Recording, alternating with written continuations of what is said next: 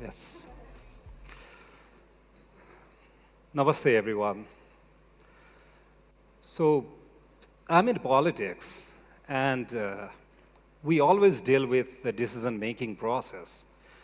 And every moment, in every steps, every hour, in all this process, when we think about the decision-making process, we break it down into different aspects. One is information, and another one is perspective. Suchana ra drishtikon. So we have lots of supplies of information. We have lots of supplies of information in our device, in our hands, libraries, everywhere. But from where we get perspectives? So data helps us to get more perspective, to make right decisions. हामीसँग सूचना धेरै छ, अख्तियारी पनि छ, तर दृष्टिकोण छैन भने हामी गलत निर्णय गरिरहेको हुन्छौँ. We have changed our constitution 7 times in 7 decades. We have restructured our politics 6 times in 7 decades. But we are not being able to change the status. We are not being able to change or achieve what we want to achieve because we don't have right perspective, or the decision we are making is not in right process. So destroy your money, you can earn more. But when you destroy your data, your existence is erased. It's called your point. So, राजनीतिज्ञको रूपमा सधैँ काम गर्दै गर्दाखेरि म भन्छु मलाई दुईवटा कुरा चाहिँ एकदमै महत्त्वपूर्ण छ. एउटा अस्तित्व, existence, and the next one is obvious, स्वाभाविक. So the world existed before us as well. But what's our role? So यसमा हामीले काम गर्दै गर्दा, so let's go back and study the revolution and the journey or different timelines of our practices of data in this country. The first time, in 1971, we brought computer in this country.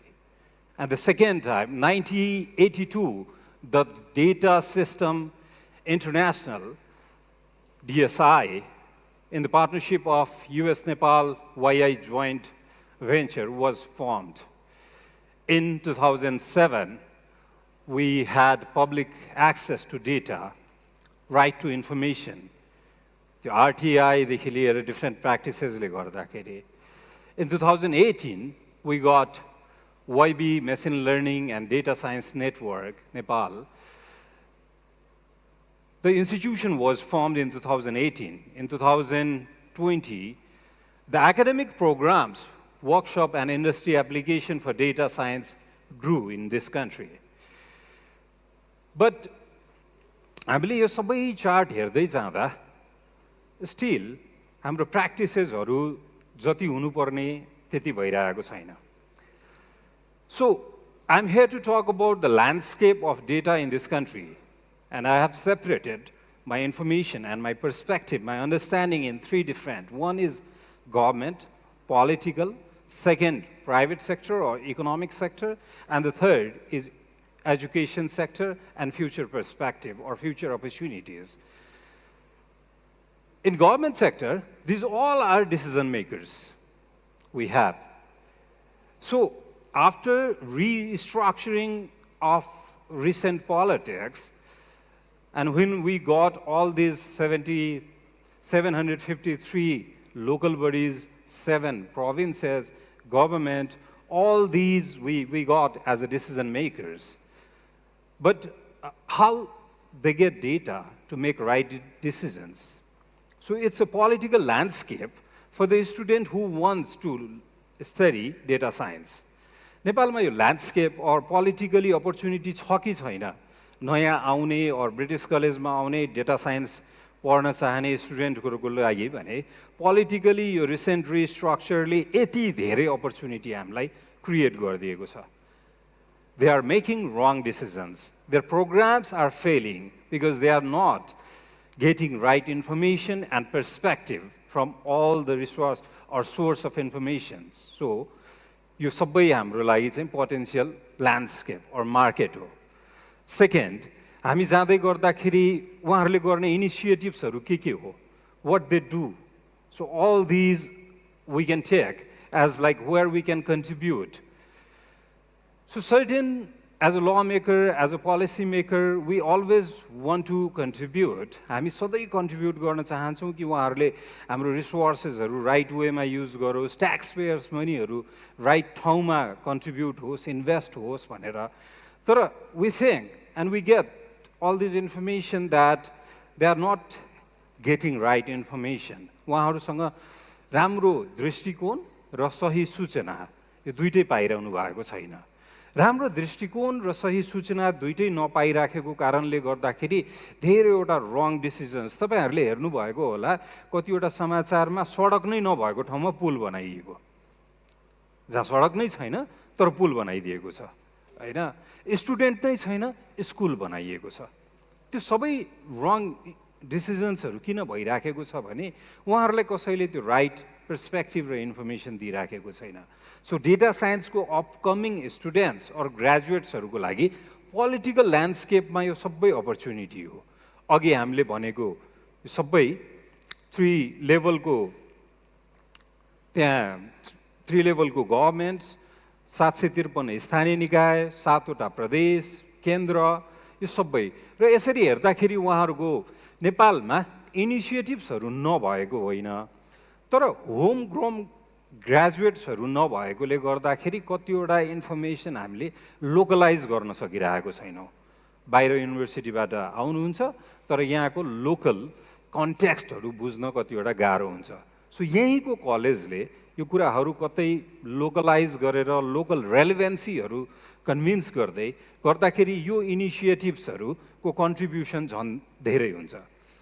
हामी कहाँ GDP growth जसरी political growth भइराखेको छ त्यही अनुसार GDP ग्रोथहरू भइराखेको छैन. Number of industries जति हुनुपर्ने त्यो सङ्ख्यामा पुगिराखेको छैन. जति इनिसिएटिभ्सहरू जसको हेर्नु रिसेन्टली चाहिँ भयो, तर दिस इज नट इनफ. किनकि every day we are losing almost in an average 2300 हाम्रो युथ फोर्सहरू, हाम्रो वर्क फोर्सहरू बाहिर गइरहनु भएको छ भनेको हाम्रो आफ्नै कुराले. र यो हेर्दै गर्दाखेरि पावर प्रोडक्सन त बढ्यो तर त्यसको कन्जम्सन कसरी बढ्छ, किनकि नम्बर अफ इन्डस्ट्रिज र नम्बर अफ कम्पनीज जुन रजिस्टर्ड भइराखेको छ that's not enough for us. जस्तै there are 3 different types of economy. एउटा सस्टेनेबल इकोनोमी हुन्छ. एग्रिकल्चरले हामीलाई धनी बनाउनेवाला छैन, त्यसले हामीलाई सस्टेन मात्र गर्छ. ग्रोथ इकोनोमीको लागि हामी कुरा गर्छौँ वेट र डिस्टेन्स, दुईवटा कुरा, भार र दूरी. यो दुईवटा कुराको सम्बन्ध नभएको इकोनोमी हामीलाई चाहिन्छ. And that is software, that is हाम्रो टुरिज्म, द्याट इज हाम्रो अहिले जुन टुरिज्म भन्दा अलमोस्ट डबल अमाउन्टको हामी सफ्टवेयर बेच्न थालिसक्यौँ. हामी यो कुराहरूले गर्दाखेरि सो हाम्रो प्रोडक्सन अफ इलेक्ट्रिसिटी जति बढिराखेको छ त्यो अनुसारको हाम्रो कन्जम्सन नभयो भने यहाँ, so we can think about having lots of data centre, data minings. र यहाँ चाहिँ डिस्टेन्स र वेट दुइटै कुराले इफेक्ट नगर्ने इकोनोमी भनेको भार र दूरी. हामीले यहाँ धान उत्पादन गरेर कोरिया पठाउने कुरा इज नट प्र्याक्टिकल, तर हामी यहाँ सफ्टवेयर बनाएर युरोप पठाउन सक्छौँ. त्यसको लागि हाम्रो डिस्टेन्स पनि म्याटर गर्दैन, वेट पनि म्याटर गर्दैन. अब त्यो इकोनोमीमा हामी जाँदै गर्दाखेरि यो अब हेर्नुहोस् एफडिआईको कुरा गर्दै गर्दा रिसेन्टली यो वर्ष टिल जुन आइसिटीमा एफडिआईको इन्भेस्टमेन्ट हेर्नुहोस्. इट सोज कि हामी कहाँ कति पर्सपेक्टिभ वा पोसिबिलिटिजहरू आइसिटीमा बढिरहेछ, इन्क्लुडिङ डेटा साइन्स. किनकि हाम्रो operation is far cheaper then to run office in this country is far cheaper than India, China, or other countries. So त्यसैले गर्दा रूपन्देहीको भैरवामा वा बुटवलमा कुनै एउटा अफिस खोलेर न्युयोर्कको पार्टनरलाई सर्भ गर्न इज वेट पनि डिस्टेन्स पनि म्याटर गर्दैन त्यसैले आइसिटीमा इन्भेस्टमेन्ट एकदम बढिरहेछ किनकि हामी कहाँ अपरेसन सस्तो छ मोबाइल कन्जम्सन हेर्नु हैन हामी कति धेरै मोबाइलको कन्जम्सन वा त्यसको युजर्सहरू बढिसक्यो normal 4.88 million smartphone 4.86 million so यति धेरै बढिराखेकोले गर्दा इट सोज द्याट हाम्रो स्किल्ड ह्युमन रिसोर्स पनि बढिराखेको छ ब्रोडब्यान्ड वायरलेस र कनेक्टेड यो दुईटै भन्दा पनि मोबाइलको डेटा युजर्सहरू बढिराखेको छ जुन हामी कन्भेन्सनल वे अफ युजर्सबाट अलि एडभान्समा हामी मुभ गरिराखेको छौँ इट अल्सो सोज कि हाम्रो new generation are becoming technology friendly so यो सबै कुराले के देखाउँछ भने अब हाम्रो देशमा यो डेटाको युजर्सहरू कुन कुन सेक्टरमा कति छ हैन फाइनान्समा कति छ हेल्थ केयरमा ई कमर्समा टेलिकममा र टुरिज्ममा यो सबै सेक्टरमा यो देखाउनुको रिजन अर्को के पनि हो भने हाम्रो देशमा बीएससी डेटा साइन्सको ग्रेजुएट्सहरूको लागि this all sectors are available if they want to work here. If they want to start their office, low operation cost outside valley, and they can do partnership with others. I run a company called Facts Nepal. I understand all these dimensions of opportunities in this country.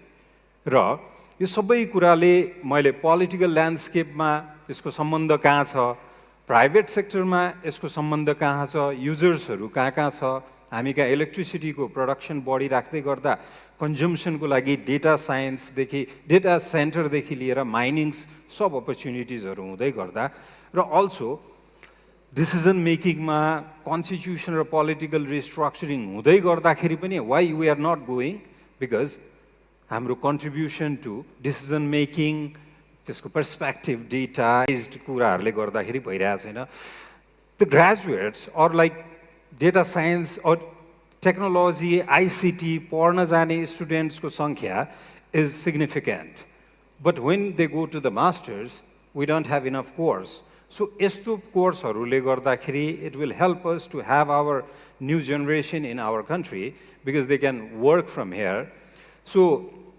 यही male female हेर्दै गर्दाखेरि 2023 मा 1,08,542 बाहिर जानुभयो यो वर्ष त्योभन्दा 11,000 थपेर बाहिर पढ्नको लागि जानुभयो but if we are having international course जसले यहाँ एजुकेट हुने र बाहिर गएर वा बाहिरको कम्पनीलाई पार्टनरसिपमा सर्भ गर्ने if we can develop skilled human resource here यसले गर्दाखेरि हामीलाई त्यहाँ पनि हेल्प गर्न सक्छ so this is global trend of declining jobs in global market. जस्तै क्लर्क हैन हुलाक सेवामा काम गर्ने यो पपुलेसनहरु चाहिँ ग्लोबल मार्केटमै इफ यंगस्टर कोही हुनुहुन्छ thinking about joining new course यो कोर्सहरु चाहिँ नपढ्नु होला किनकि ग्लोबल मार्केटमा नै डिक्लाइनिङ छ यो सबै यसमा जब अपर्च्युनिटिजहरु वी आर लुजिङ तर यसमा चाहिँ ग्रो गरिराखेको छ सो 11 नम्बरमा देखि 1 नम्बरमा तपाई हेर्न सक्नुहुन्छ most of them are related with ICT data science data analysis data mining big data all data so in global market also we have opportunity if we learn data science we also deal with retail audit भनेको distribution versus sales त्यसको analysis निकाल्ने FACTS नेपालले retail अडिटको service दिँदै गर्दा नेपाली मार्केटमा